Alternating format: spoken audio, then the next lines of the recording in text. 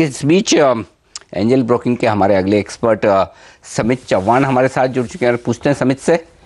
पहले तो राय निफ्टी पर बताएं समित, खरीदने का वक्त है या शॉर्ट किया जाए? गुड आफ्टरनून जी। देखिए लास्ट 4-5 वीक से जो डायरेक्शनल हमने कॉल लिया है वो अभी भी पॉजिटिव है। उसका मेन रीजन है 4 वीक पहले हमने gravestone doji extremely sorry it's dragon fly doji pattern का था एट लो लेवल्स और एक स्ट्रॉन्ग सपोर्ट के आसपास देखा था 7900 के आसपास। तो उसके चलते अभी भी वीकली चार्ट्स हमारे पॉजिटिव है। यहाँ पे ट्रेड पॉजिटिव है क्योंकि हमने डेली चार्ट पे 2 वीक पहले high top higher bottom formation confirm होते हुए देखा था और उसका लो अभी 8056 है जो एक इंपॉर्टेंट सपोर्ट करके एक्ट होगा। तो जब तक ये लेवल ब्रेक नहीं होता एटलीस्ट नियर टर्म में भी हम पॉजिटिव साइड में ही रहेंगे। 8040 का स्टॉप लॉस होगा और जो 8250 8320 के जो हम लेवल्स मेंशन करते हैं वो अभी भी हम मेंटेन रखेंगे। ओके, तो राय यहाँ पर निफ्टी पर खरीदारी की समित करने की तेजी करें। 8040 छोटा स्टॉप लॉस है, यहाँ से 25-30 पॉइंट नीचे 8250 टारगेट बड़े इंटरेस्टिंग है और ऊपर के हैं समित के खरीदारी के लिहाज से। तो ये अच्छा दिख रहा है मुझे। रिस्क छोटी है, मुनाफा बड़ा है अगर सही हुआ तो। अच्छा समित, साथ ही बता दें स्टॉक पर पूछूं मैं उससे पहले एक बैंक निफ्टी पर भी राय ले लें, यहाँ क्या किया जाए? देखिए बैंक निफ्टी की बात करें तो क्लियरली ये अंडर परफॉर्म कर रहा है आज और इंट्राडे बेसिस पे उसने जो 1800-120 के जो लेवल्स थे वो उसने आज ब्रेक किए। डिस्पाइट द फैक्ट आज नेगेटिव मोमेंटम बैंक निफ्टी में ही है। एक इम्पॉर्टेंट यहाँ पे ऑब्जर्वेशन है कि डेली 200 SMA इसने प्रिसाइजली अभी रिटेस्ट किया है। तो यहाँ से पॉसिबिलिटी है हमें थोड़ा बहुत कंसर्ट हो बट एक इमीडिएट बाउंस हम एक्सपेक्ट कर रहे हैं। तो यहाँ पे बैंक निफ्टी में हम लॉन्ग जाने की सलाह रखेंगे। 17890 का स्टॉप लॉस होगा और ऊपर टारगेट 18450 से लेके 18550 के होंगे। ओके, तो ये राय है बैंक निफ्टी पर भी एक मौका बन सकता है तेजी करने का। 17890 ये आपका स्टॉप लॉस होना चाहिए। 18450 का लक्ष्य ले तो एक कॉन्ट्रा कॉल ले रहे हैं समित, लेकिन बेहद इंटरेस्टिंग। 5 एक्सपर्ट्स की राय दी, 5 में से 3 निफ्टी बेचना चाहते हैं और 2 की राय तेजी की तरफ है। ओके, लेवल्स क्या है? नीचे की तरफ का जो सपोर्ट रेंज दिख रहा है वो बहुत साफ दिख रहा है। अगर इंट्राडे के लिए आप देख रहे हैं तो 8040 है। इसके अलावा अगर थोड़ा पोजिशनल बेसिस पर देख रहे हैं तो 8000, तो 8000 और 8040 2 लेवल है नीचे की तरफ। ऊपर 8150 और 8250 ये लेवल। तो बेसिकली कह सकते हैं 8000 से 8150 ये निफ्टी की ट्रेडिंग रेंज नजर आ रही है हमें, हमारे 5 एक्सपर्ट्स की राय के मुताबिक। आइए स्टॉक्स में देख लेते हैं। अल्ट्राटेक खरीदने की राय दी थी हेमंत कपाड़िया ने। सर्वेंद्र श्रीवास्तव को पसंद था एसीसी का शेयर, तो इन दोनों ने सीमेंट शेयरों में खरीदारी करने की राय दी। वहीं मुदित गोयल निफ्टी पर बेरिश होते हुए भी बीएमएल खरीदना चाहते थे, लेकिन मनीष शर्मा ने कहा कि औरोबिंदो फार्मा को करिए शॉर्ट। समित चौहान हमारे साथ है। समित ने भी 3 पिक्स दिए लेकिन में खरीदारी की राय। सबसे पहले रिलायंस कैपिटल, बताएं समित क्यों पसंद है आपको?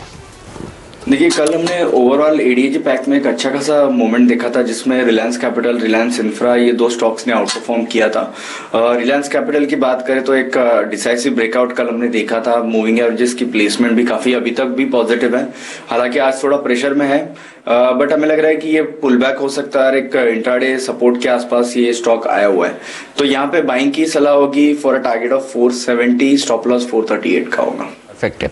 तो रिलायंस कैपिटल यहाँ पर मौका है खरीदारी करने का। और कल अनिल अंबानी ग्रुप के तमाम शेयरों में तेजी थी, आज प्रॉफिट बुकिंग जरूर है लेकिन इन निचले स्तरों पर मौका बन सकता है खरीदारी करने का। स्टॉप लॉस 438 पर लगाना होगा 470 के लक्ष्य के लिए एक्सपायरी तक।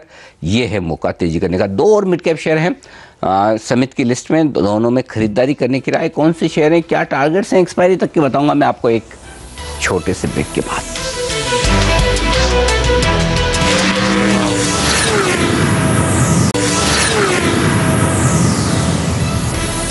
एंजल ब्रोकिंग के समित चौहान हमारे साथ हैं और समित ने कहा कि निफ्टी खरीदिए, बैंक निफ्टी खरीदिए, स्टॉक्स खरीदिए। रिलायंस कैपिटल तक वो पहुंच चुके हैं और अब 2 और स्टॉक है उनकी लिस्ट में, दोनों ही मिड कैप्स। अगला स्टॉक है टाटा ग्रुप का शेयर, टाटा केमिकल, ये चुना है समित ने। बताया समित क्या वजह आपको पसंद है? देखिए फर्स्ट ऑफ ऑल ये जो करेक्शन उसमें हमने रिसेंटली देखा था 580 570 के लेवल से, वो कहीं ना कहीं पे 440 जो इसका इंपॉर्टेंट सपोर्ट था वहां पे इसने बेस बनाया था और 6 दिसंबर को इसने फर्स्ट टाइम एक ब्रेकआउट दिया था। सिंस देन उसने थोड़ा बहुत कंसोलिडेट किया है, थोड़ा करेक्ट भी हुआ है बट हमें लग रहा है अभी भी 470 465 का काफी स्ट्रॉन्ग सपोर्ट है और स्टॉक में अगर वीकली चार्ट देखे तो यहाँ से काफी अच्छा पोटेंशियल दिख रहा है। सो 508 के टारगेट के लिए यहाँ पे भी खरीदारी की जा सकती है। स्टॉप लॉस 478 का होगा।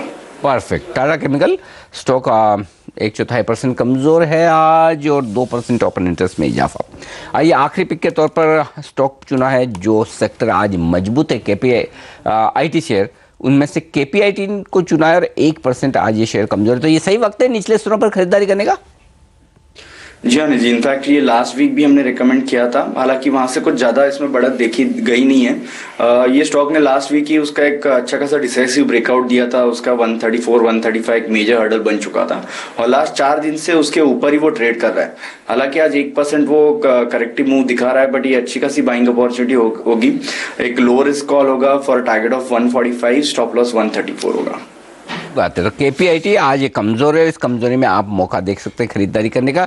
लक्ष्य रखिएगा 145 का, स्टॉप लॉस 134, तो रिस्क रिवॉर्ड रेशियो काफ़ी फेवरेबल नज़र आता है यहाँ पर अगर आप करना चाहें ट्रेड तो। आइए बजिंग स्टॉक्स पर राय ली जाए और सबसे पहले तो इंडिया सीमेंट, ये स्टॉक बड़ी मजबूती के साथ कर रहा है। इनफैक्ट सारे सीमेंट शेयर मजबूत हैं, 2% मजबूत है, 4% ओपन इंटरेस्ट में इजाफा है, खरीदा जाए इसे?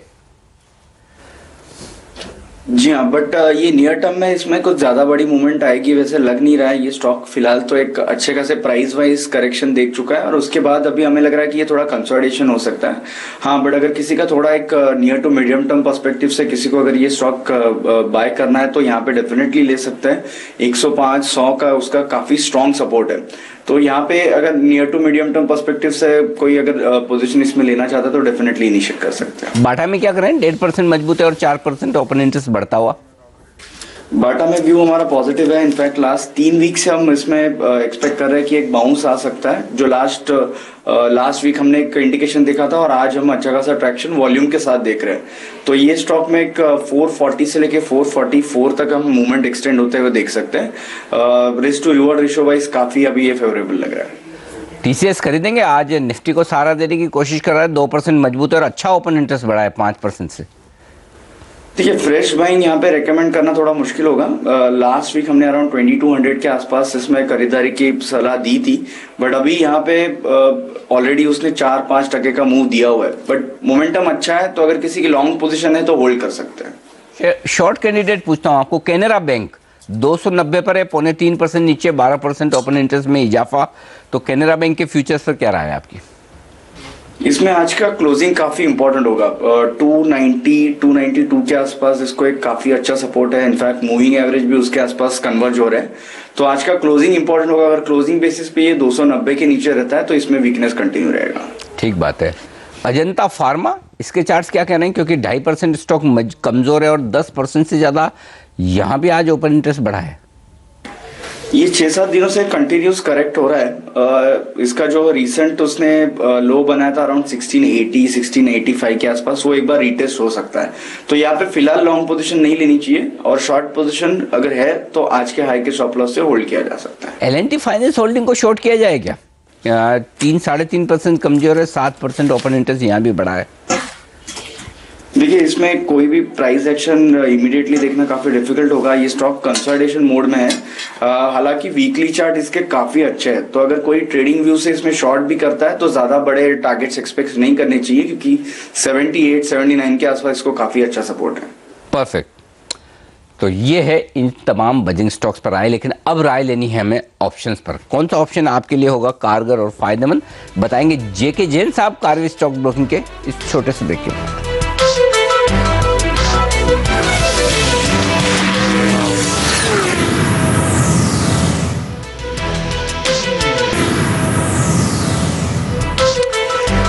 कारवी स्टॉक ब्रोकिंग के डेरिवेटिव एक्सपर्ट जेके जैन साहब हैं हमारे साथ इस वक्त फोन लाइन पर हैदराबाद से। जैन साहब, स्वागत है आपका सीएनबीसी आवाज़ पर। पहले तो ये बताइए कि कौन सा ऑप्शन ट्रेड किया जाए, स्टॉक में या फिर निफ्टी में?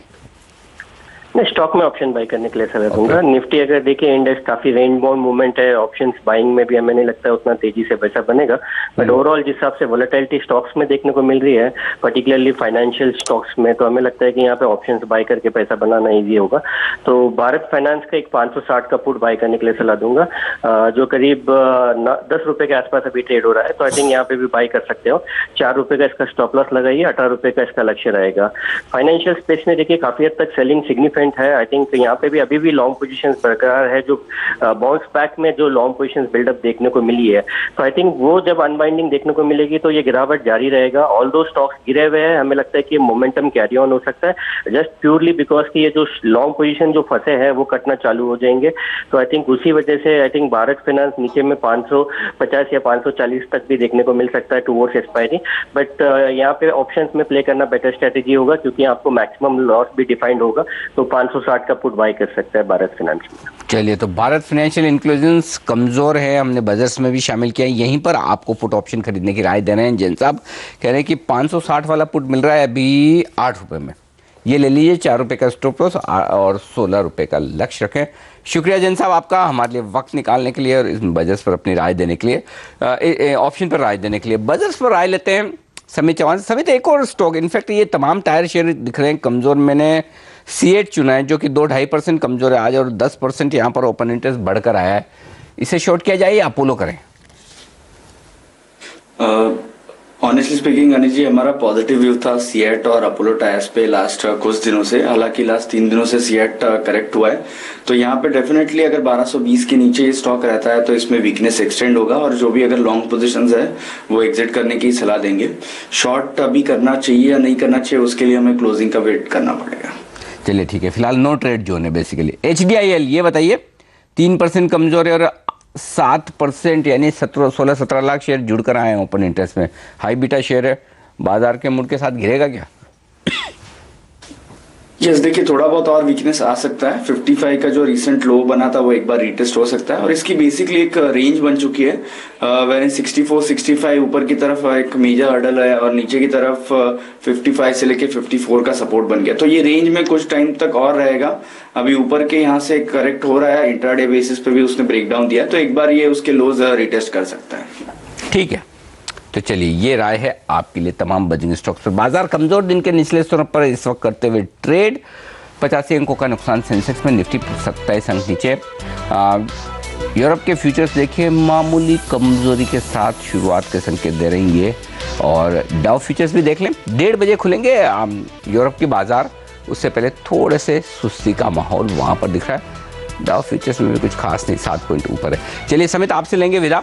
बहुत बहुत शुक्रिया हमारे लिए वक्त निकालने के लिए, और फ्यूचर्स एक्सप्रेस में आज के लिए इतना ही। वक्त एक ब्रेक का, इस ब्रेक के उस पार लेकर आएंगे हम आपके लिए एक नया शो, बाजारों का हाल। बने रहिए हमारे साथ। नमस्कार।